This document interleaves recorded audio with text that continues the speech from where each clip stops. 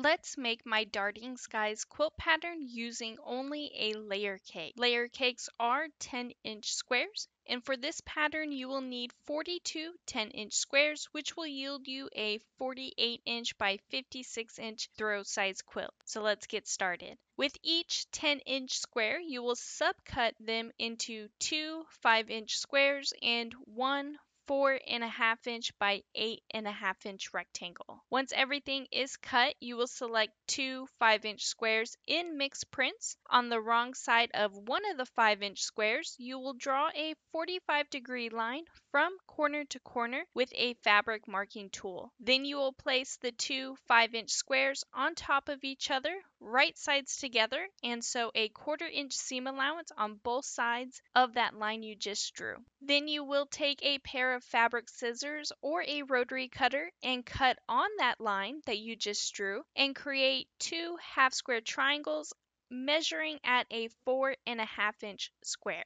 Then you're going to pick your favorite print and form a flying geese block, and you'll sew the two blocks together to form a 4.5-inch by 8.5-inch rectangle. You'll then repeat this step until you have made a total of 42 flying geese quilt blocks.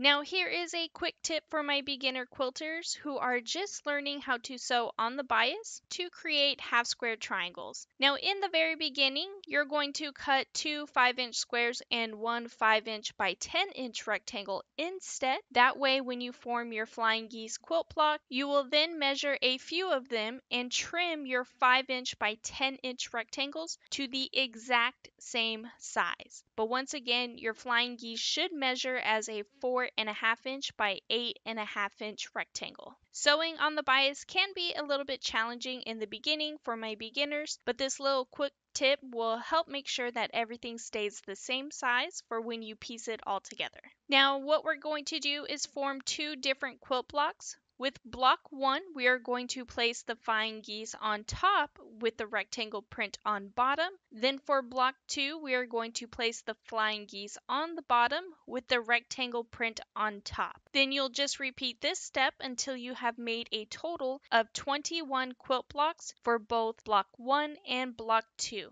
Each quilt block will measure as a 8.5-inch square. Now that all of your blocks are finished, it is time to lay your quilt out. For every odd column, you will lay your block with the flying geese on top, and then for your even columns, you will lay your block with the flying geese on bottom. Then you'll lay in a 6x7 block layout. Then as always, you will sew your blocks together to form rows, and then lastly, sew your rows together to complete your quilt top. And here is what my quilt top looks like all finished. For the backing, I am using a small floral print from within the same collection. Then for my glide thread color, I was debating between sea green and pistachio for my thread choices, and the winner I picked was sea green, which is honestly one of my top 5 favorite colors. And here is what my quilt looks like all quilted. One layer cake will yield you a 48-inch by 56-inch quilt, but if you could please take a moment to hit that like and subscribe button, hit the notification bell so you can be notified for your next amazing quilt project.